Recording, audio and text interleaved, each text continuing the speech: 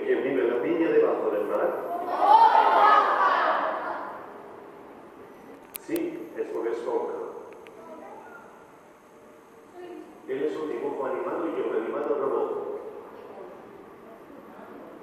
¿Queréis ver mi super baile?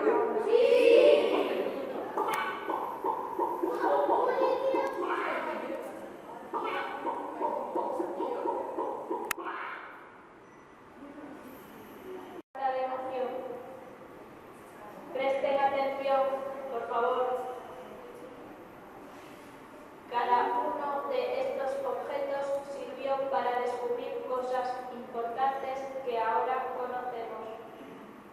Pero para nosotros es entrañable saber que los principios físicos en los que se basan los robots fueron descubiertos con aparatos como estos. Nos movemos con pistones de aire comprimido, motores eléctricos y pantallas electrónicas. ¿No ves un dibujito con los 4 motores del avión? Vale, miren, la parte de arriba del ala, esto que ves con unas mallas amarillas, es esto. Esto no son alas, somos un retrocito de arriba de todo. Y está ningún faro igual.